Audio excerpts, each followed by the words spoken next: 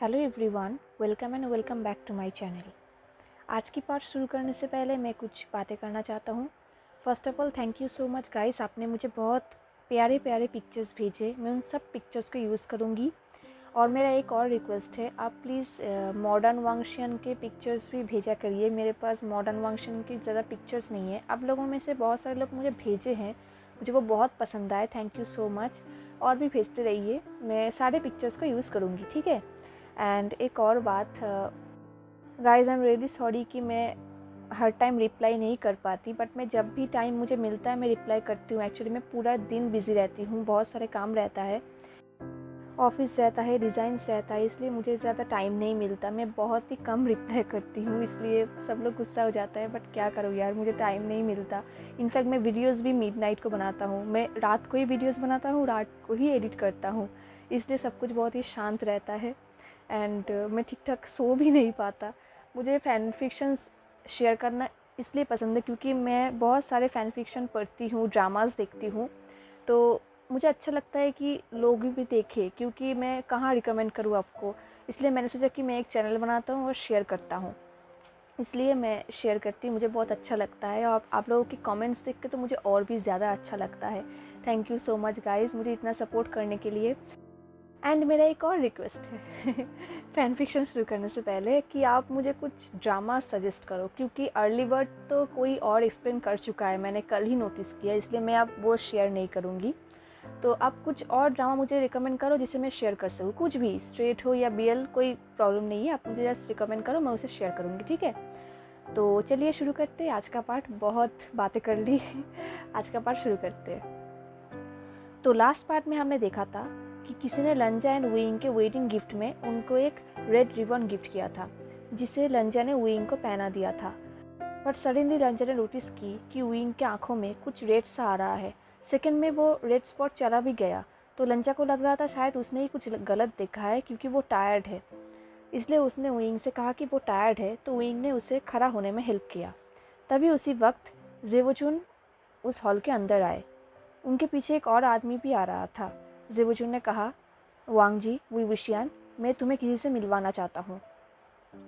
फिर वो आदमी उन दोनों के सामने आए एंड बो किया। जेवोचुन ने कहा, ये है फांग यंग पेई।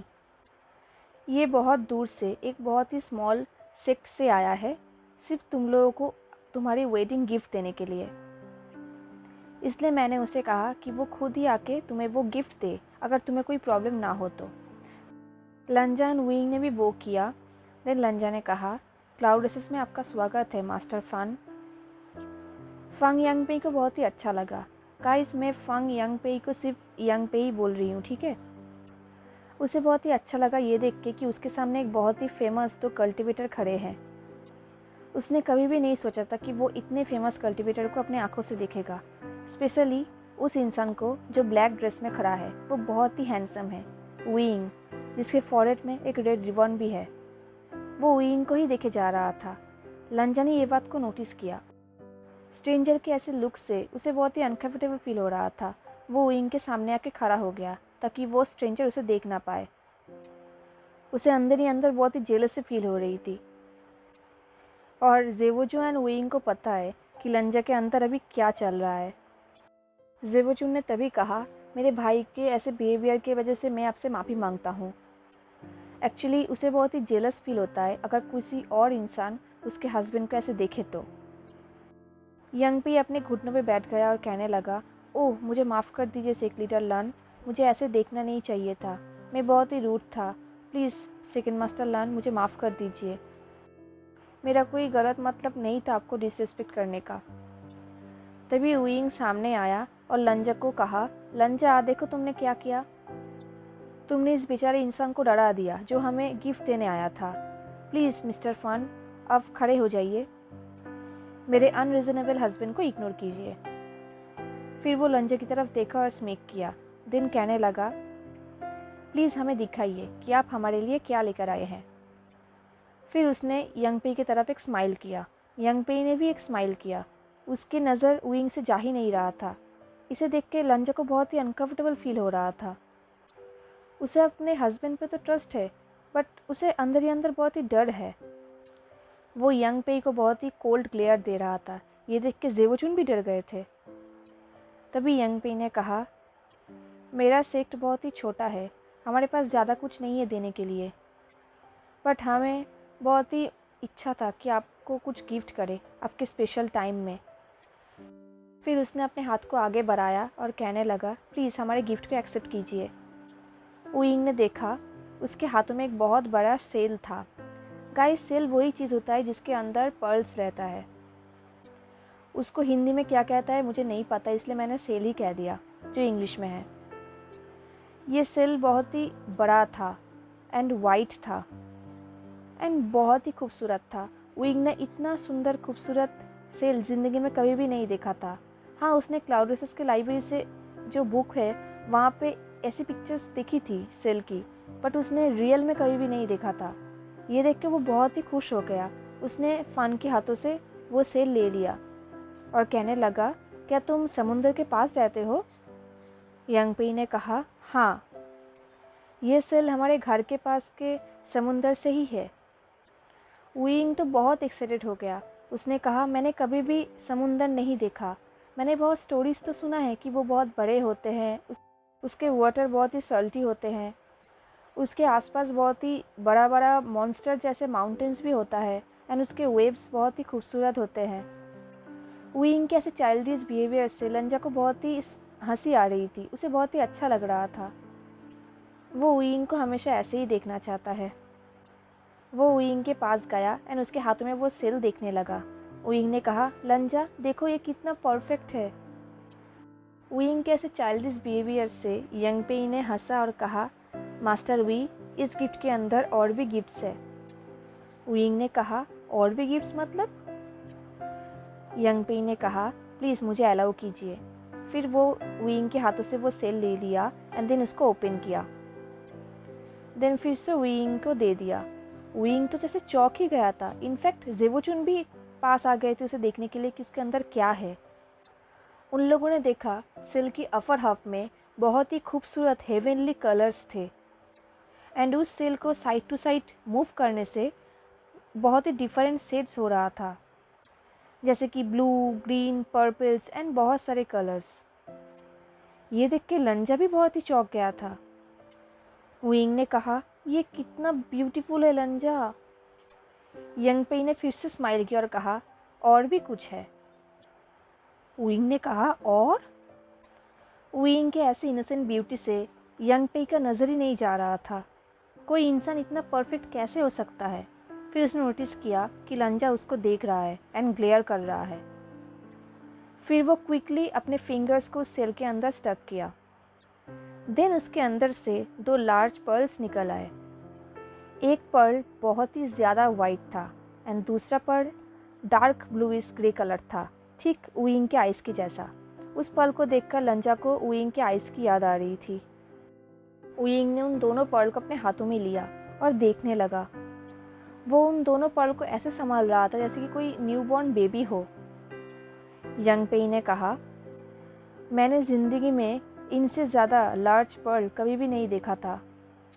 और भी बहुत सारे वाइट पर्ल्स होते हैं, बट उनके अंदर थोड़ा येलो और पिंकिश एक शेड होता है, बट ये पर्ल एकदम स्नो की जैसे वाइट है। वुयिंग ने अपने हस्बैंड की तरफ देखा और स्माइल किया एंड पूछा, and the other one? Young Pei ने कहा, वो बहुत ही रेयर है। ये एवरी 10 जनरेशन्स में एक बार ही दिखा जाता है। मेरे घर में किसी ने भी ऐसे डार्क एंड लार्ज पर्ल ज़िंदगी में नहीं देखा है। इस पर्ल को ढूंढ पाना बहुत ही अनकॉमन होता है एंड दोनों को साथ में पाना बहुत ही इम्पॉसिबल होता है।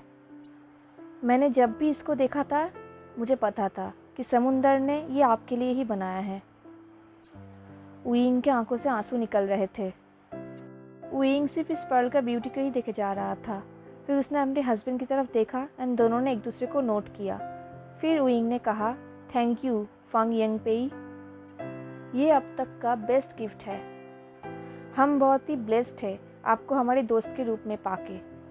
यंग पेई तो शॉक्ड ही हो गया। उसने कहा, दोस्त? हम लोग दोस्त थे? वुयिंग ने कहा, ऑफ कोर्स। उसने फंग यंग पेई के पीठ पे पैटिंग की और कहा, सिर्फ दोस्त थी, एक स्ट्रेंजर दोस्त को ऐसे सुंदर गिफ्ट दे सकता है। ये सुन के यंग पेई की आंखों से आंसू निकल रहे थे। उसने अपने स्लीव से उस आंसू को पोंछा।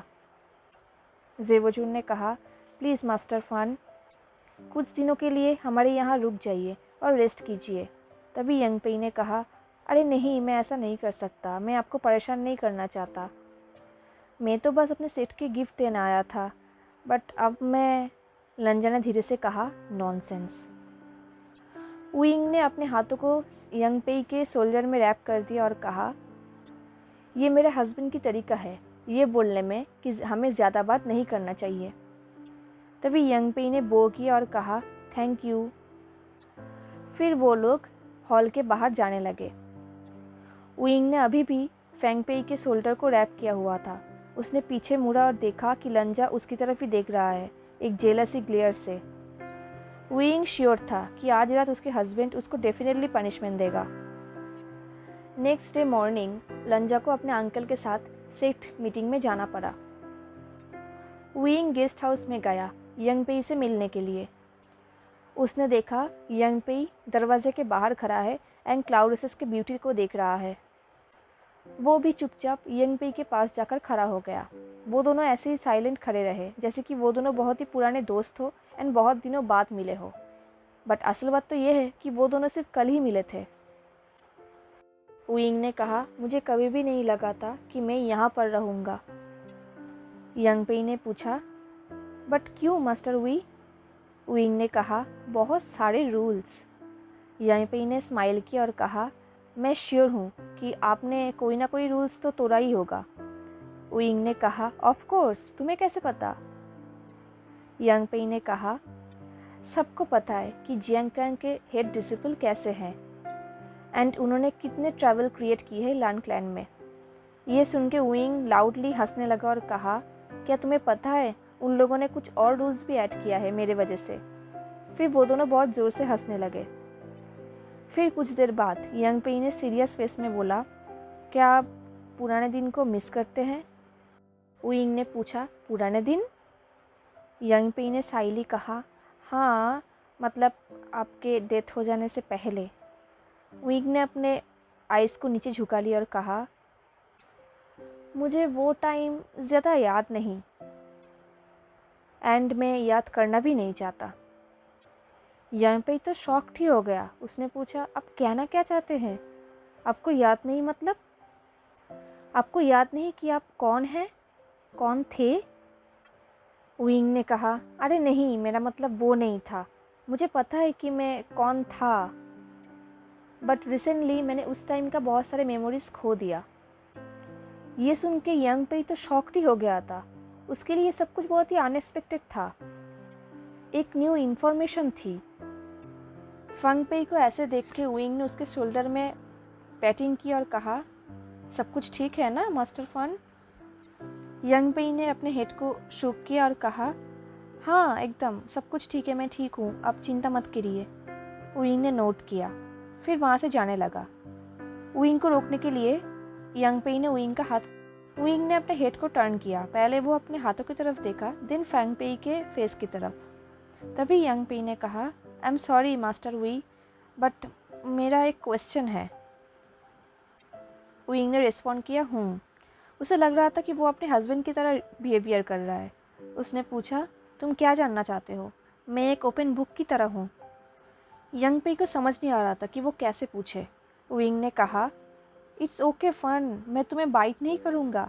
ये बोलकर वो हंसने लगा एंड यंग पेई के शोल्डर में पैटिंग करने लगा। फिर वो अपने हाथ को यंग पेई के शोल्डर में रैप कर लिया। यंग पेई ने कहा, क्या आपको याद है वो वक्त जब आप येलिंग पैट्रियार्क थे?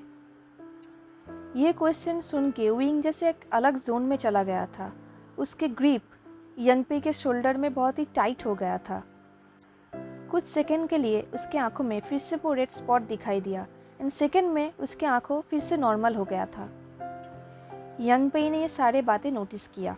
फिर विंग ने कहा, हाँ ऑफ कोर्स, वो मेरे लाइफ के एक पार्ट है एंड हमेशा वो पार्ट रहेगा कि मैं कौन था, मैं कौन हूँ।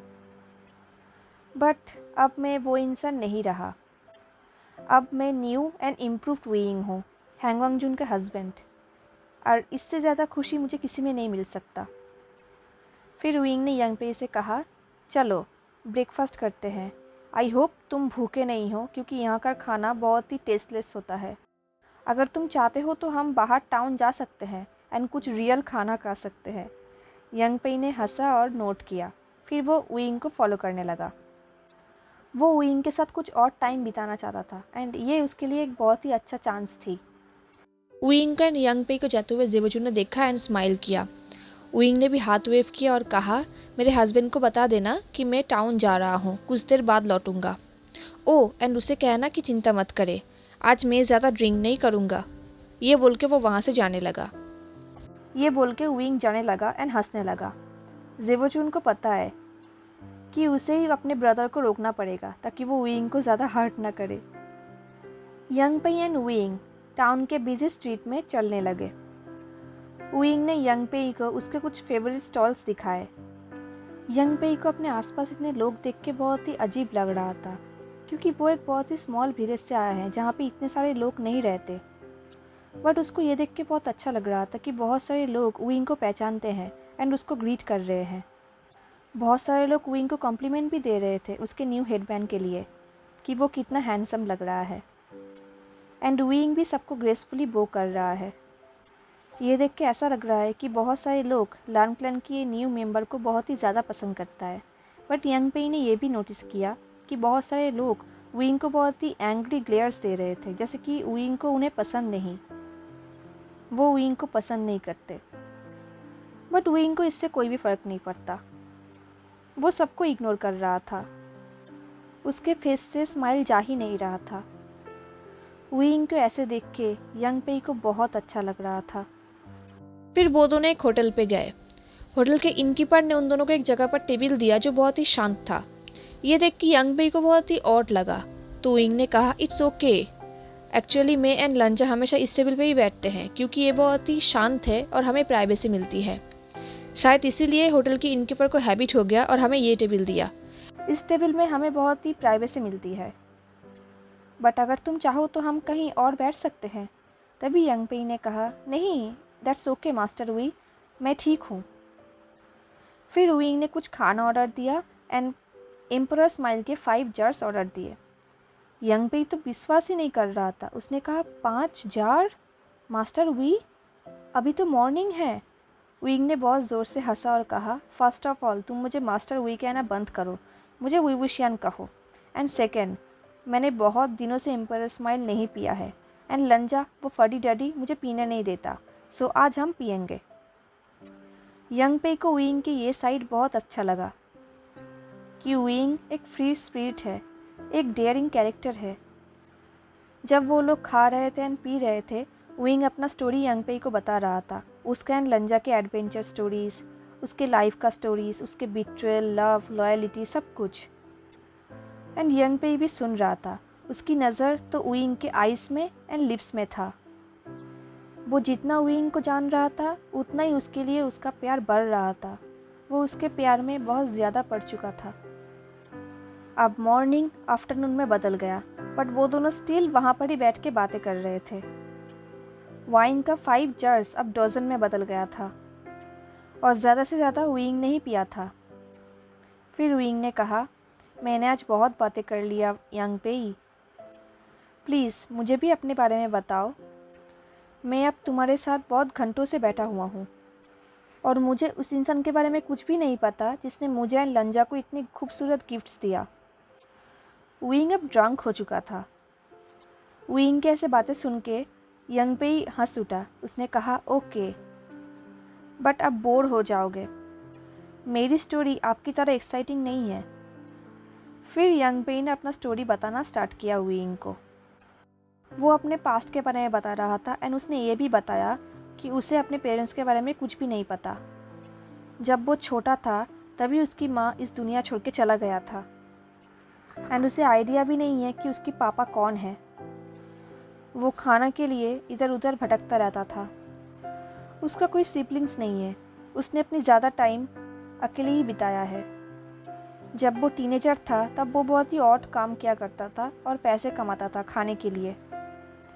जब वो एडल्ट हुआ उसने अपने लिए एक छोटा सा घर बनाया और अपने विलेज में एक बोट मेकर का काम करता था। वो फिशरमैन्स की हेल्प भी किया करता था। वो अनमैरिड है और उसने कभी भी किसी से प्यार नहीं किया।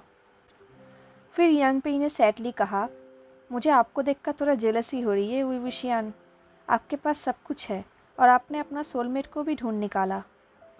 उसे यंग पेई के ऐसे डिफ़िकल्ट लाइफ के बारे में सुन के बहुत ही बुरा लग रहा था। उसे पता है अगर अंकल जियांग उसे अपने घर पे ना लेके आते एंड उसकी केयर ना करते तो उसका हालत भी ऐसा ही होता। वुइंग बहुत ही हैप्पी था कि वो यंग पेई से मिला एंड उसका अपना फ्रेंड बनाया। यंग पेई को इसकी बहुत ही ज़रूरत था। अब वुइंग के विजन ब्लर्ड हो रहे थे क्योंकि वुइंग बहुत ही ड्रंक हो चुका था। यंग पेई ने पूछा, विवुशियन क्या तुम ठीक हो? उसने लाइटली विवुशियन के चिक्स में टच किया अपने फिंगर से। वुइंग के चिक्स से यंग पेई अपने हाथ को हटाना ही नहीं चाहता था क्योंकि उसके चिक्स बहुत ही सॉफ्ट थे। तभी वुइंग ने यंग पेई की तरफ देखा। देन फिर से उसका विजन ब्लर हो रहा था। देन वो फिर से सो गया। यंग पेई ने वुइंग के शोल्डर में शेक किया और कहा, विवुशियन विवुशियन। फिर वुइंग फिर से जाग गया एंड अपने हाथ को वेव किया और कहा, मैं ठीक हूँ, थोड़ा सा सर दर्द कर रहा है। देन वो फिर से सो गया और बहुत ही गहरी नींद में सो गया। देन उसने जब अपनी आंखें खोली उसने देखा कि यंग पेई के पास एक और आदमी खड़ा है वाइट रोब्स में। हेलो एवरीवन, तो कैसा लगा आपको आज का पार्ट? क्या लगता है आपको, मतलब अब क्या होने वाला है, क्या हो सकता है? मुझे तो लगता है ये यंग पेई में कुछ गड़बड़ है, मतलब कुछ तो गड़बड़ है दया इसमें। चलो देखते हैं आगे क्या होता है। मुझे ज़रूर बताना है आपको क्या लगता है। एंड तो मिलते हैं नेक्स्ट पार्ट में। तब तक के लिए tata, take care, stay safe, bye.